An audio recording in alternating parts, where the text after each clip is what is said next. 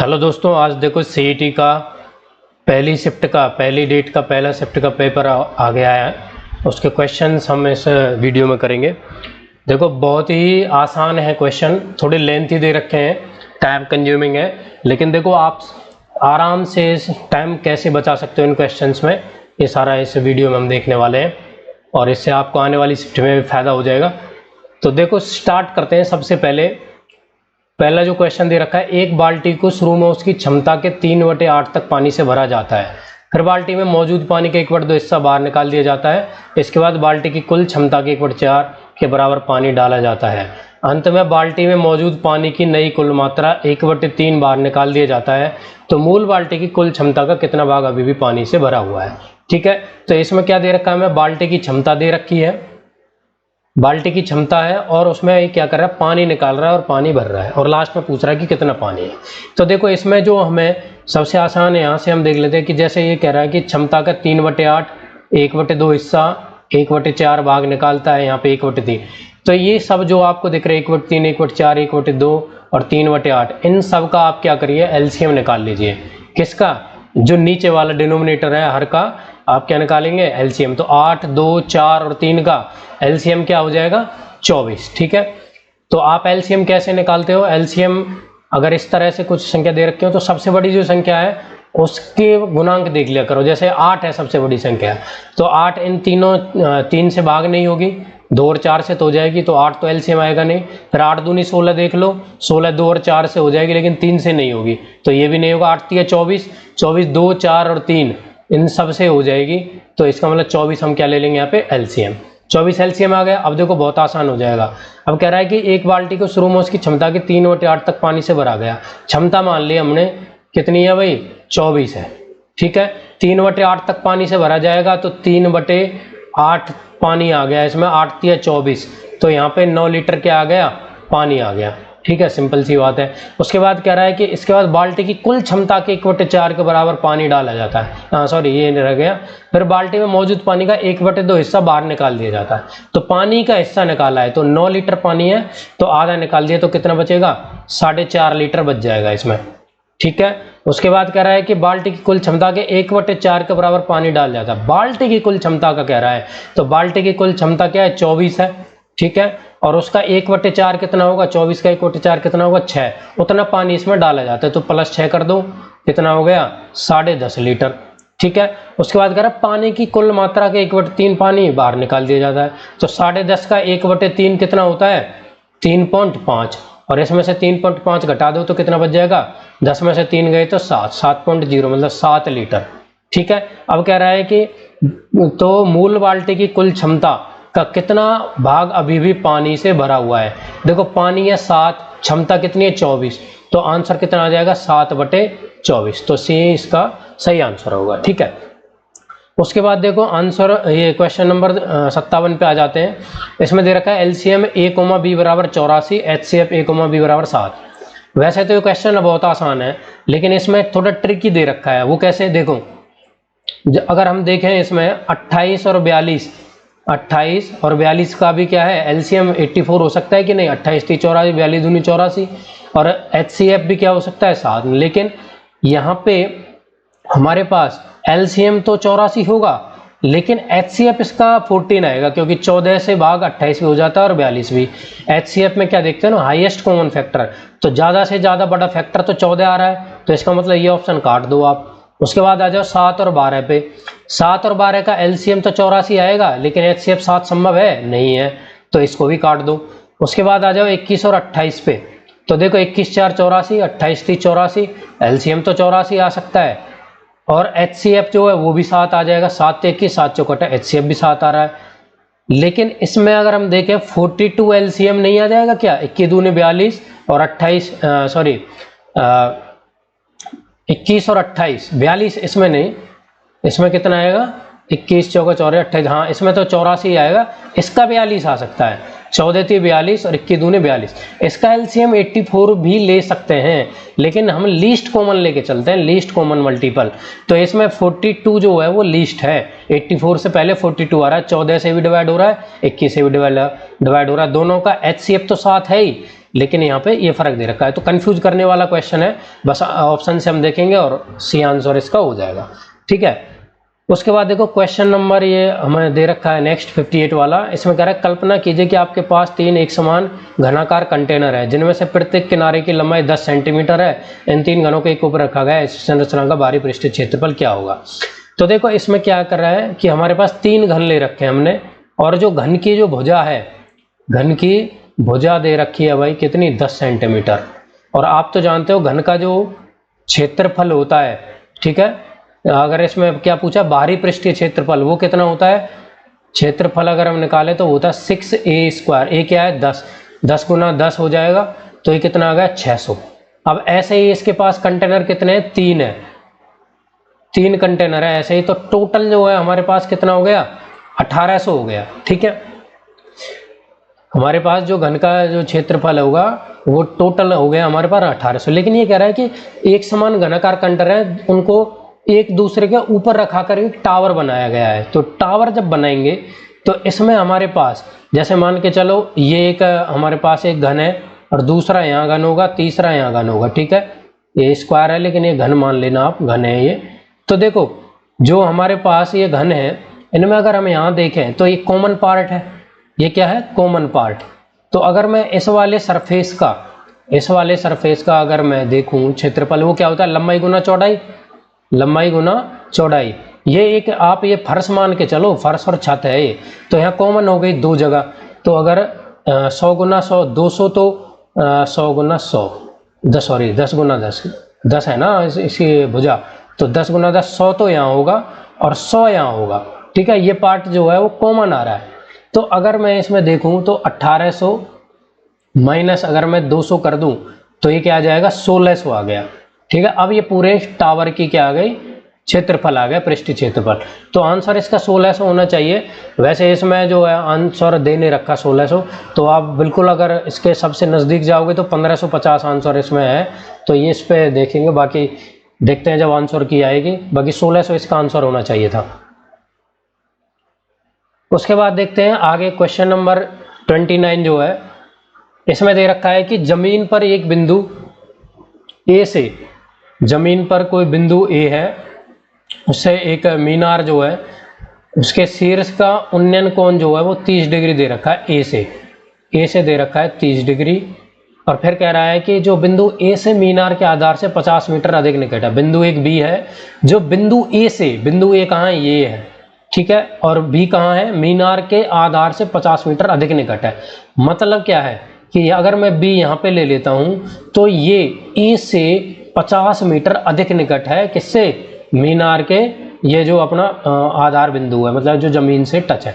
तो यहाँ से ए और बी के बीच की दूरी हम निकाल लेंगे, वो कितनी आ गई 50 मीटर आ गई। जब ही तो 50 जल्दी ज़्यादा होगा, 50 मीटर नज़दीक है ये। ठीक है, तो ए और बी के बीच की दूरी कितनी आ गई 50, ये इसके मीनार की क्या हो गई, हाइट हो गई। और बी से जो उन्नयन कोण है, बी से जो है वो कितना है 60 है। ठीक है, तो अब देखो बहुत आसान हो जाएगा। अब हम यहाँ से निकाल लेंगे h अपॉन इसको आप कुछ भी मान लो, x मान लो, h अपॉन x कितना हो जाएगा, tan 60, और tan 60 की वैल्यू कितनी होती है √3। और ऐसे h अपॉन x प्लस 50, इसकी वैल्यू क्या जाएगी tan 30, और tan 30 की वैल्यू कितनी होती है 1/√3। और इसको सॉल्व करेंगे तो ये हो जाएगा √3h = x प्लस 50, और यहाँ से x की वैल्यू निकाल लो, कितना हो जाएगा h ओवर ये आ जाएगी h अपॉन √3, x की वैल्यू यहाँ से। और इसको हम क्या करेंगे, x की वैल्यू पुटअप करेंगे √3h और h अपॉन √3 प्लस में 50। तो √3 यहाँ से इससे मल्टीप्लाई करके इधर आ जाएगा, तो ये जाएगा 3h और h प्लस 50 √3, h इधर जाएगा 2h 50 प्लस 50 √3, और h बराबर आ जाएगा 25 √3।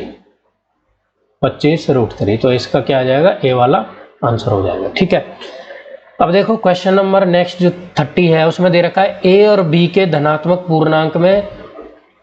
पूर्णांक है जिससे कि a² माइनस b² बराबर 31 है, a गुना b का मान क्या होगा।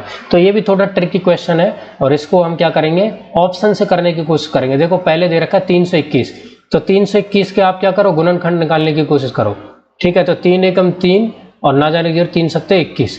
अब देखो 107 किससे भाग होगा, 3 से तो होगा नहीं, 7 और 1 8 हो रहा है जोड़ इनके अंकों का, तो 3 से नहीं होगा, 5 से नहीं होगा, 9 से भी नहीं होगा, जब 3 से नहीं होगा, 10 11 से देख लो, 11 से भी नहीं हो रहा, 12 13 से भी नहीं हो रहा, 15 16 17 17 छक्के 102, 17 से भी नहीं होगा, 19 छक्के 104, 19 से भी नहीं होगा, 21 23 से देख लो, 23 पंजे 95, ये 23 पंजे 115, ये उससे भी नहीं होगा। ठीक है, तो ये लगभग इससे भाग हो ही नहीं रहा, तो इसको कट मार दो, ये आंसर नहीं आएगा। उसके बाद आ जाओ 240 पे, 240 हम जाएंगे तो इसके गुणनखंड आप कर लो, 120 और इधर से आ जाएगा कितना आ जाएगा, 260 और 230 और आगे करेंगे 215 और ये 3 और यहाँ से 5। ठीक है, तो इसमें देखो जो क्लोज वन हो, क्योंकि 31 जो है अगर स्क्वायर के स्क्वायर का जो अंतर है वो 31 आ रहा, बहुत बड़ा अंतर नहीं है, तो नज़दीक होगा जो भी रहेगा। तो देखो 2 दूनी 4 दूनी 8 लोग हैं और 5 या 15 दूनी ये कितना हो जाएगा, 15 दूनी 30, 30 और 8 की गुना 240 होती है, लेकिन इनका तो बहुत ज़्यादा अंतर आएगा अगर स्क्वायर का अंतर करें, ये नहीं आएगा। 2 दूनी 4 दूनी 8 दूनी 16 और 5 तिया 15 बचेगा यहाँ, तो 16 और 15 16 16 256 और 15 15 225, माइनस करेंगे कितना आ जाएगा 31, तो यही इसका आंसर हो जाएगा। ठीक है, अगर यहाँ नहीं आता तो हम अगला वाला भी देखते। उसके बाद देखो क्वेश्चन नंबर 31 आ जाते हैं। क्वेश्चन नंबर 31 में दे रखा 14 सेंटीमीटर भुजा वाले एक ठोस धातु के घन को पिघलाकर 1 सेंटीमीटर त्रिज्या वाले छोटे गोले बनाए गए हैं घन से। तो देखो ये आयतन देख लो, आयतन क्या होता है भाई, घन का आयतन क्या होता है, एक ही क्यूब, मतलब 14 गुना 14 और गुना में 14। इसके क्या बना रहा है, घन गोले बना रहा है। गोले का क्या होता है आयतन, 4/3 और 22/7 और r क्यूब, r क्या है 1, तो ये तो बहुत आसान है, 1 का क्यूब मतलब 1 ही लिख दो, बस 1 का क्यूब करना है यहाँ पे, तो 1 ही दे रखा है तो कोई दिक्कत ही ना है। उसके बाद देखो 7 और 3 को ऊपर ले जाओ, ये 21 हो जाएगा और यहाँ से काट दो इसको, 2 दूनी 4 और 2 सत्ते 14 और 2 से एक बार और काट दो, कितना हो जाएगा 2 सत्ते 14 और यहाँ से काट दो, ये कितना हो जाएगा 2 11 22 और 2 सत्ते 14, ये मत काटो 21 रहने दो। ठीक है, अब देखो यहाँ से 3 7 7 49 सत्ते कितना हो गया 343 और यहाँ पे ये 3 सत्ते 21 ऊपर चला लिख दिया था मैंने, ऊपर चला जाएगा ना, जब नीचे है तो ऊपर चला जाएगा, 3 सत्ते 21 इकट्ठा लिख दिया था 343। अब देखो यहाँ पे 21 है, ये 22 है, तो 21/22 मतलब लगभग 1 के आसपास होगा, 1 से थोड़ा कम। ठीक है, यहाँ पे शायद 1 मिनट मैंने थोड़ा बहुत कुछ तो देखो 14 गुना 14 गुना में 14। ठीक है, ये 3 सत्ते 21 चला गया ऊपर और यहाँ पे कितना है 4 गुना में 22, तो 2 से 2 दूनी 4 2 सत्ते 14 और 2 से काट दिया 2 सत्ते 14। ठीक है, अच्छा यहाँ 2 11 आ जाएगा, 2 11 22 और 2 सत्ते 14, ये हो गया 343 ये लगभग हो रहा है। और देखो 11 से जब 21 को भाग करेंगे तो लगभग 2 से थोड़ा कम आ रहा है, तो बस यहीं से देख लेंगे हम 343 का अगर 2 गुना करूंगा तो कितना आएगा 686, तो 686 से जो सबसे कम नज़दीक वाली वैल्यू है वो आप देख लो 655 के अराउंड इसका आंसर आ जाएगा। ठीक है, एग्जैक्ट नहीं दे रखा है। उसके बाद आ जाते हैं क्वेश्चन नंबर 32 पे। ठीक है, अच्छा ठीक है, क्वेश्चन नंबर 32 हम देख लेते हैं। कह रहा है कि अरुण का वेतन बिश्नोई के वेतन से 25% अधिक है, चरण अरुण से 40% कम कमाता है और दीपक बिश्नोई से 30% अधिक कमाता है। तो दीपक का वेतन चरण के वेतन से कितना, देखो पिछली बार जब CET हुआ था उसमें भी इस तरह के क्वेश्चन देखने को मिला था, बहुत आसान क्वेश्चन है। क्या करेंगे इसमें, ये देख लो कि किसका जो है सबसे बाद में लिखा गया है और उससे कंपेरिजन सबसे ज़्यादा हो, उसका हम 100 मान लेंगे। जैसे अगर मैं देखूँ यहाँ पे तो देखो अरुण का वेतन बिश्नोई के वेतन से 25% अधिक है। ठीक है, चरण अरुण से 40% कम कमाता है और दीपक बिश्नोई से 30% अधिक कमाता है। तो लास्ट में किसका है, बिश्नोई का है, तो आप बिश्नोई ले लो। ठीक है, तो बिश्नोई जो है उसका ले लिया मैंने कितना 100, मान लिया 100 कमाता है। तो अब देखो दीपक बिश्नोई से 30% अधिक कमाता है, तो दीपक कितना हो जाएगा 130 हो जाएगा, दीपक हो गया। उसके बाद चरण अरुण से, हाँ अच्छा यहाँ भी है कि अरुण का वेतन बिश्नोई के वेतन से 25% अधिक है, अरुण भी लिख लो। अरुण का जो वेतन है वो बिश्नोई के वेतन से कितना परसेंट अधिक है 25%, तो 125 हो गया।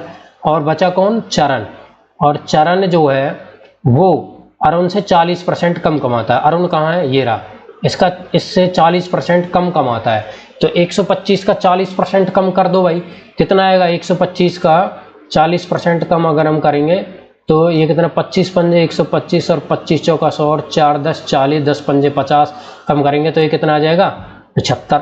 ठीक है, पूछा क्या है, दीपक का वेतन चरण के वेतन से कितना अधिक है। दीपक का चरण के वेतन से कितना अधिक है, तो देखो कितना अधिक आ रहा है 30 तो ये हो गया और 25 यहाँ 55 ज़्यादा है और किससे 75 से और कितना परसेंट, तो 55/75 गुना 100 25 × 75 25 चौका 100 और ये कितना हो जाएगा 220/3 और इसको सॉल्व करेंगे तो ये कितना आ जाएगा 77.33% और ये इसका आंसर हो जाएगा। ठीक है, आसान सा क्वेश्चन है, बस आपको सही सिलेक्ट करना है। आप अरुण का वेतन सिलेक्ट कर लोगे शुरू में तो आपको थोड़ा यहाँ पे ये निकालने में थोड़ी सी प्रॉब्लम हो सकती है, बाकी आसान क्वेश्चन है।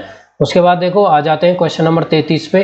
क्वेश्चन नंबर 33 जो है, देखो जब भी x प्लस, ये तो बहुत आपको ये क्वेश्चन अगर आपने प्रैक्टिस करी है तो इसको देखते ही आप कर दोगे। x प्लस 1/x बराबर 2 अगर आप लेके चल रहे हो तो देखो x² प्लस 1/x² में करूँगा तो भी 2 ही आएगा। ठीक है, और x3 प्लस 1/x3 भी निकालूंगा तो भी 2 ही आएगा। ठीक है, और अगर x प्लस x ऊपर भी निकालता हूँ तो भी क्या आता है 2 ही आता है। और अब इसमें जो हम निकालने जा रहे हैं ना x5 प्लस x5, इसका आंसर भी क्या आएगा 2 ही आएगा। चलो इसको थोड़ा सॉल्व कर लेते हैं। तो x5 प्लस x1 पर 1/1x की पावर 5, इसको अगर मैं सॉल्व करूँगा तो मुझे क्या चाहिए, एक 2 पावर चाहिए, एक 3 पावर, इनका मल्टीप्लिकेशन कर दो बस आप। अच्छा ये कैसे आया है ये भी सॉल्व कर लेते हैं यहाँ पे, अगर आपको नहीं आता है तो दोनों तरफ हम क्या ले लेंगे स्क्वायर, तो स्क्वायर लेंगे तो x² ये हो जाएगा प्लस 1/x² और प्लस 2 गुना AB, मतलब यहाँ पे x है गुना 1/x और 2 का स्क्वायर करेंगे तो 4, तो ये यहाँ से x से x कट जाएगा तो x² प्लस 1/x² क्या आ गया 4 और 2 उधर जाएगा तो 2। ठीक है, तो ये तो यहाँ से निकल के आया है। और x3 प्लस अगर मैं क्यूब करूँ इसी का, दोनों तरफ क्यूब कर दूँ इसका तो क्या आ जाएगा x3 plus 1/x3 plus 3x plus 1/x और AB x इंटू, अरे यहाँ लिख देता हूँ x into 1/3AB a plus b, तो ये तो कट ही जाएगा, इसको क्या लिखना है, और बराबर है 2 दूनी 4 दूनी 8। ठीक है, तो यहाँ पे x3 प्लस 1/x3 और प्लस 3 x प्लस 1/x क्या दे रखा था 2 दे रखा था, 3 दूनी 6 हो जाएगा और ये 8 और 6 इधर जाएगा तो बराबर क्या आएगा 2, तो ये जो निकल के आया है ये यहाँ से निकल के आया है। ठीक है, अब इनकी मल्टीप्लाई कर दो सिंपल सी यार, आंसर के मल्टीप्लाई करोगे तो 2 ही आएगा। ठीक है, तो जब भी कभी x प्लस 1/x बराबर हमें 2 दे रखा हो, जैसे इसमें दे रखा है, तो चाहे आप पावर 2 निकालो 3 4 5 सब आंसर क्या आते हैं 2 ही आते हैं, तो डायरेक्ट आंसर भी आप लिख सकते हो अगर आपने प्रैक्टिस करी है तो। उसके बाद देखो क्वेश्चन नंबर, एक मिनट, यह है क्वेश्चन नंबर 34, यहाँ पे कर दे रहा हूँ। क्वेश्चन नंबर 34 बहुत आसान है, बस समझना है आपको क्या कह रहा है। कह रहा है 6 लड़कों का औसत वजन 50 किलोग्राम है। ठीक है, 7वां लड़का ऐड हुआ तो क्या हुआ, नया औसत 4% बढ़ गया। 4% क्या बढ़ा है, औसत। औसत पहले क्या था 50, 50 का 4% क्या था 2, तो अब नया औसत क्या हो गया 52। बहुत आसान है। ठीक है, बाद में एक 8वां लड़का भी शामिल हो जाता है, हो गया शामिल, औसत 1 किलोग्राम बढ़ जाता है उसका, तो औसत क्या हो गया 1 किलोग्राम बढ़ गया, मतलब 53 किलो हो गया। ठीक है, अब कह रहा है कि जो 8वां लड़का है उसका वजन बताना है। तो देखो अगर जब हमारे 7 लड़के थे तो औसत क्या था 52, अब 8वें लड़के आने से क्या हो रहा है 53। ठीक है, तो जो इसमें 52 जो है औसत जो पहले था उसको 1 मतलब बढ़ाया है, 53 जो करा, इसका मतलब 7 लड़कों का उसने 1-1 किलो बढ़ा दिया। 7 लड़के जो थे उनका 1-1 किलो उसने बढ़ा दिया। ठीक है, 52 से 53 कर दिया औसत, तो 7 किलो तो यहाँ से मिल गया हमें, और खुद का वजन भी 53 किलो होना चाहिए, तभी तो औसत 53 आएगा सबका मिला के, तो 53 + 7 बराबर 60 आंसर हो जाएगा। बहुत आसान सा क्वेश्चन है। ठीक है, उसके बाद आ जाते हैं, देखो क्वेश्चन नंबर 9 एक आया था इसमें। क्वेश्चन नंबर 9 बहुत आसान है, ये पहले भी CET जो हुआ था 2022 में उसमें भी इस तरह के क्वेश्चन देखने को मिला था, तो आप इसे अच्छे से करें। इसमें थोड़ा सा इसमें इसको लेंथ ही करा बढ़ाया है, लेकिन वैसा ही क्वेश्चन है। तो कह रहा है कि A और B मिलकर के 4 घंटे में 100 विजिट बना सकते हैं। ठीक है, तो उसका समय दिया हुआ है, तो इसमें समय हमें दिया हुआ है 4 घंटे। ठीक है, और 100 विजिट बना रहा है, काम कितना कर रहा है 100, ठीक है। ऐसे b प्लस सी का कितना है 5 घंटे, और ये भी 100 दे रखा है। अच्छी बात यह है कि तीनों का काम जो है सेम ही दे रखा है, और यहाँ पे 2.5 घंटे, और ये कितना हो जाएगा, ये भी 100 काम कर रहा है, ठीक है। अब देखो 100 काम कर रहा है 4 घंटे में, तो क्षमता अगर मैं निकालूँ इसकी, तो क्षमता यहाँ से निकालू डिवाइड करके, 4 घंटे में 100 कर रहा है ना, तो 25 की क्षमता है। 5 घंटे में 100 कर रहा है तो 20 की है, और 2.5 घंटे में 100 कर रहा है तो कितना आ जाएगा, 25 चौका 100, 25 अट्ठे 200, और ये 25 चौका 100 कितना आ जाएगा 40, ये कितना आ गया 40। तो 25 क्षमता यहाँ से आई, 20 यहाँ से, और 40 क्षमता आ गई यहाँ से, ठीक है। अब अगर मैं देखूं तो इन सब की क्षमता मिला के कितनी होगी, 40 और 20 60, और 25 कितनी होगी 85, ठीक है, इन सब की। अब इसमें 2 बार ए है, 2 बार बी है, 2 बार सी है, तो अगर मैं ओनली ए प्लस बी प्लस सी की क्षमता देखूं तो वो कितनी हो जाएगी, 85/2, आधी हो जाएगी, ठीक है। और उस हमें किसका निकालना है, ए अकेले का निकालना है। तो देखो ए अकेले का कब निकलेगा, ए प्लस बी प्लस सी की क्षमता ये आई है, इसमें से बी प्लस सी की घटा दो, वो कितनी है 20, तो 85/2 माइनस 20 कर दो, ये कितना आ जाएगा 85 माइनस 40/2, और ये कितना हो जाएगा 45/2। 45/2 क्षमता जो है वो एक ही आई है अकेले की।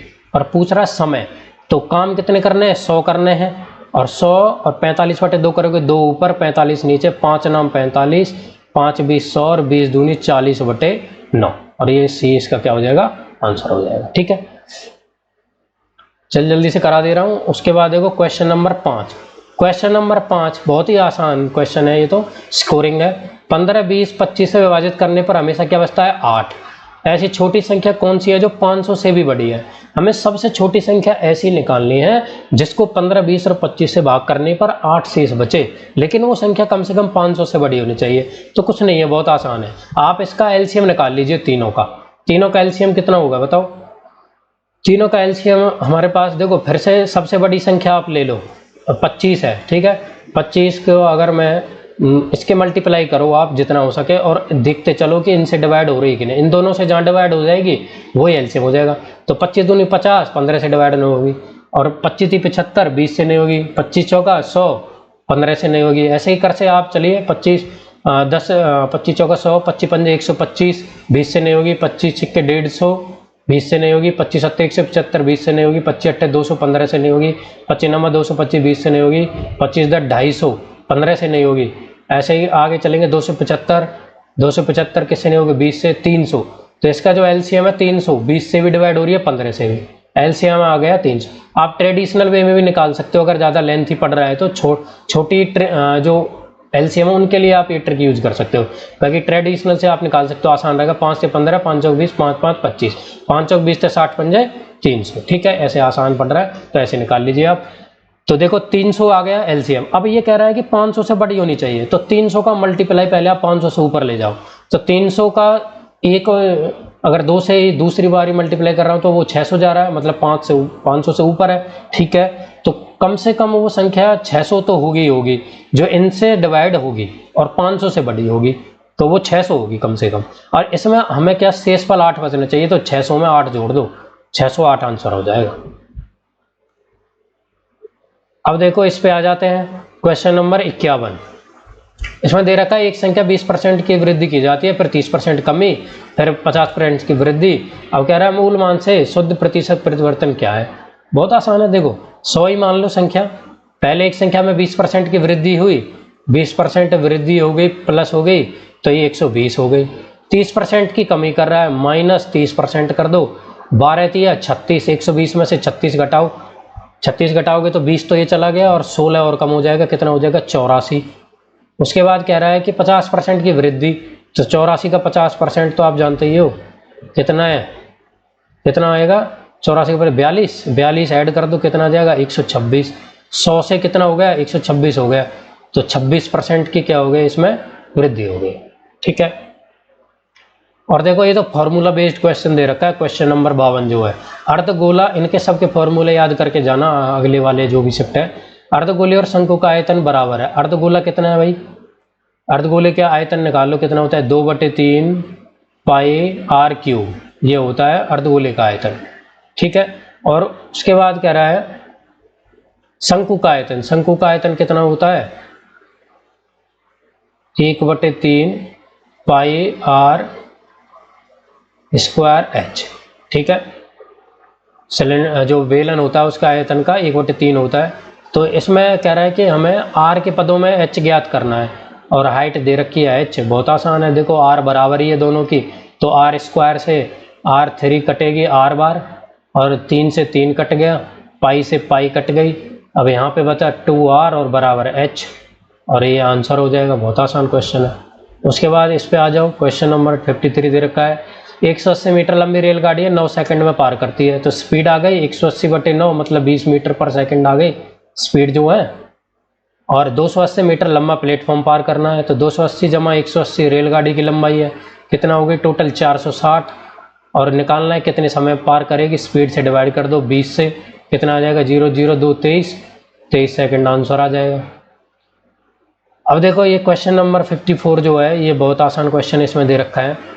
कह रहा है कि 3 वर्षों के लिए साधारण ब्याज पर तो 1200 रुपये ब्याज प्राप्त होता है, और फिर उसके बाद चक्रवृद्धि ब्याज पर 2 वर्षों के लिए उसी दर पे दर से हमें 840 रुपये प्राप्त होंगे। तो यार सॉल्व करना ही क्यों है, देखो ऑप्शन ही देख लो ना, ऑप्शन देख लो 4000, सिंपल सा जो दिख रहा है वो इस देखो 11.11, तो इसका आंसर आ ही नहीं सकता है 11.11 से। तो ये जो 1200 ब्याज जो दिख ही नहीं रहा मैं आता हूँ कैसे भी। ठीक है, तो जो सबसे आसान सा दिख रहा है उसी को पकड़ लो। सबसे पहले 4000 वाला दिख रहा है, तो देखो 4 और 3 साल, 4 तिया 12 मैच हो रहा है कि नहीं, 4 तिया 12 और 10% की दर है, तो बिल्कुल 4000 पे 10% 3 वर्षों का ब्याज 1200 ही होता है। बस चक्रवृद्धि और देख लो अगर देखना है तो, देखो 4000 पे 10% 1 साल का ब्याज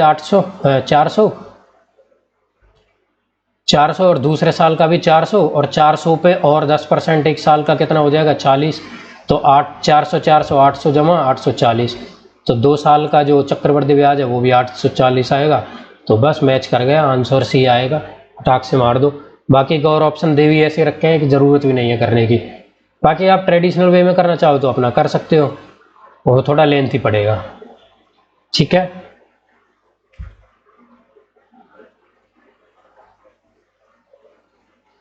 तो ये जो भी क्वेश्चन आ रहे हैं इनके थोड़े फॉर्मूला वगैरह आप देख के जाइए एग्जाम में, उम्मीद है इससे आपको थोड़ी हेल्प तो ज़रूर ही मिलेगी पेपर में।